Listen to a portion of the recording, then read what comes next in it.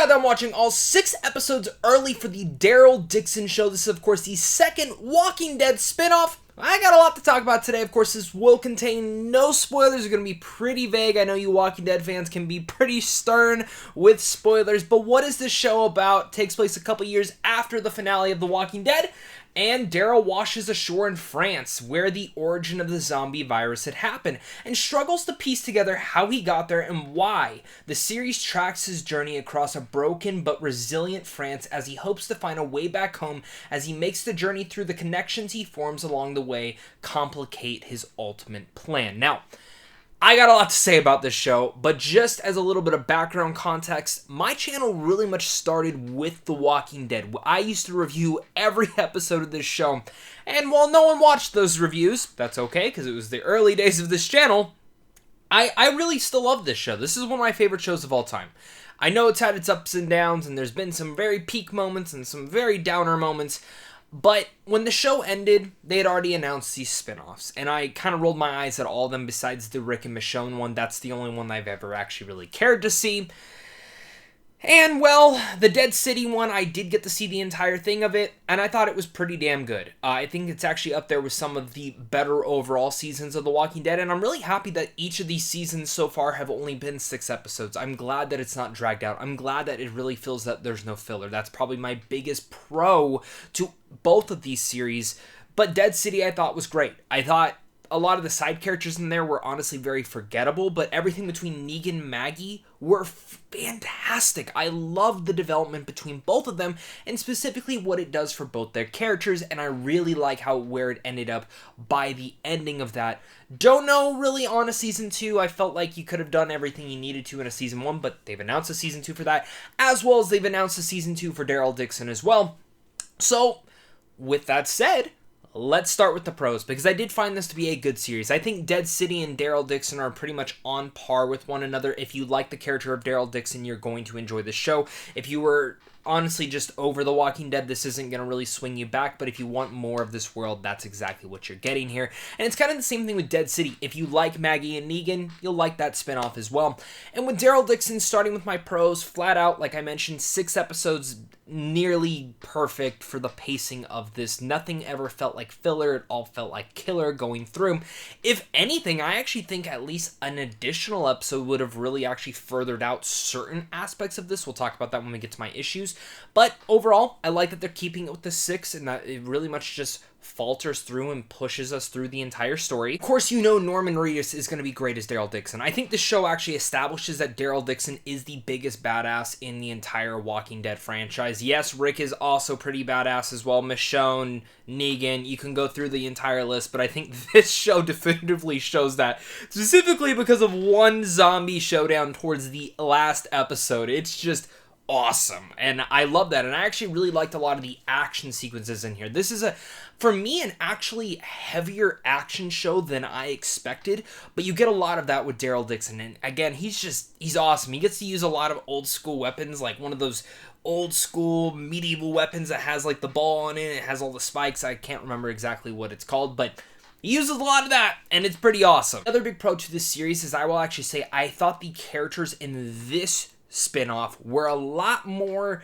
interesting than Dead City, and I think a lot of that is because they do give development. Since it is only Daryl Dixon and we know so much about him, there's not a lot of backstory to go on to his character, and as well, we'll talk about this a little bit more in my cons, not a lot more to develop him.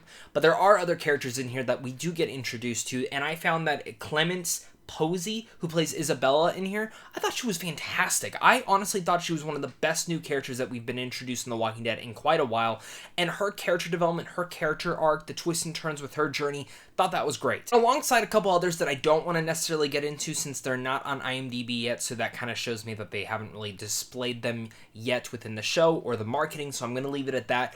But every single actor in here, I thought, gave a really solid performance to an incredible performance and matched that of Daryl Dixon, and honestly made the show interesting because you got to follow along their story. And just like, again, with Dead City, one of the biggest pros is getting to adventure into a new location. Within Dead City, went to New York City. I loved viewing an apocalyptic New York City. I thought that was fantastic, and here we get to see a desolated France and Paris and everything of that. And the tone of this show felt very early Walking Dead because of that eerie nature, and because since this is the origin of the virus, you can definitely feel that pretty much a lot of despair has happened here, but a lot of rebuilding has already started in Paris and France itself. So getting to see this whole entire different location is very unique. And alongside, when we go back and see the final season of The Walking Dead, we saw that some of the walkers started to mutate, started to think a little bit on their own. And in Dead City, of course, we got that new mutated one that was all clumped together that Maggie had to fight. Well, in this one, and they have shown this in the marketing, so I can't talk about this, is these burner zombies, which are like acid filled. When they touch you, they literally burn your skin off. They are terrifying, and within the first episode, they really established that, yeah, these things you don't even want to screw with. But there's another set of zombies that kind of ties into that only one trailer is shown. I think I'm going to use it for the thumbnail. Not going to really get into those, but that one is wild. And I'm very interested to see within a season 2 what else is going on in this entire area, in this entire location, in Daryl Dixon's journey to get home. That is what I'm interested in. And I really love this entire piece of it all. The action is very heavy in here. I actually really like the militia group more in here than I did in Dead City. I found that they were a little bit more interesting, specifically how they're trying to develop a government society in here, and I found all the characters in there had a different avenue, and again, a motive that made you interested in them. And again, since this is the city that fell technically first, this is something to look at a different style with all the different characters. So again, Daryl Dixon did a good job on that. Within a Daryl Dixon show, you get a good performance, you get awesome action, you get an interesting new location, you get badass new zombies that are absolutely terrifying, and I really love the atmosphere of this entire world. So what didn't make this show perfect? What didn't make this the peak of The Walking Dead?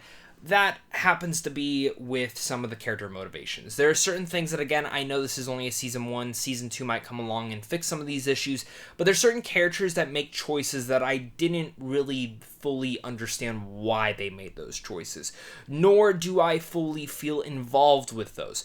As well, I do think one more episode could have helped flesh out this season a little bit more. They do a lot of background work with, of course, Isabel's character, and I really like that, but there's a couple others that I wouldn't have actually minded if they touched on a bit more. A lot of other characters are pretty underdeveloped, and I found that to be a little bit disappointing. It goes for Daryl Dixon. Norman Reedus is fantastic in this role, but he really hasn't fluctuated or moved. He's in the same spot character-wise than he was at the end of the Walking Dead season, and I kind of wanted a bit more from that. Maybe there's really no place to go, and they just wanted to take a character and really much explore a new location, which they did, and it was entertaining, but I expect a little bit more from my characters and getting to know and a little bit nuance. You do get to learn a little bit more about Daryl Dixon, and specifically a connection to France from his family's past, but besides that, that's about it. One thing I did forget to mention that I feel like this is more of a mixed aspect is how Daryl actually ends up in Paris. It takes till about the second to last episode for you to actually understand why he is there, how he ended up there, and it really still didn't jive with me. I understand, but where we left him off in the finale, it kind of just feels a little bit off, and I felt the same way with Dead City, is that where we left Negan and Maggie, you know, I know it's a couple years later, but skipping that much time really loses some essence, and that's where I think some background work needed to be fixed in there, just as the same within Daryl Dixon. Even though we did get an answer to it, I wanted a little bit better of a one. But that's what I have to say. If you are a Walking Dead fan, you will enjoy this show. If you want more Daryl Dixon and you're not over this entire series, this is the show for you. If you are someone who's off the Walking Dead train, you're done, you finish the show, you're like, or maybe you didn't even finish the show, you're just like, I'm done, this isn't going to sway or change your mood at all. I think this will be kind of one that you kind of just put on the back burner, you watch and be like, that was enjoyable, and you might forget about it. For me, I'm going to be a little bit memorable to this. I'm still on the Walking Dead train. I'm a fan of Norman Reedus. I'm a fan of Daryl Dixon. I like this show quite a bit. I think it's good. It has all the potential to be great if a second season can establish that. And overall, I'm in the middle. I kind of like both Dead City and Daryl Dixon, like I mentioned, for the same standards, and I'm hoping the Rick and Michonne show can take it to that next avenue, since those are two characters that did not get a concluding nature in the finale. They still have a story to be told. These characters, not so much, but Daryl Dixon did introduce a new world, introduced some awesome action sequences, and I was entertained by this show in the very end. So with all that said, I'm going to give Daryl Dixon a B.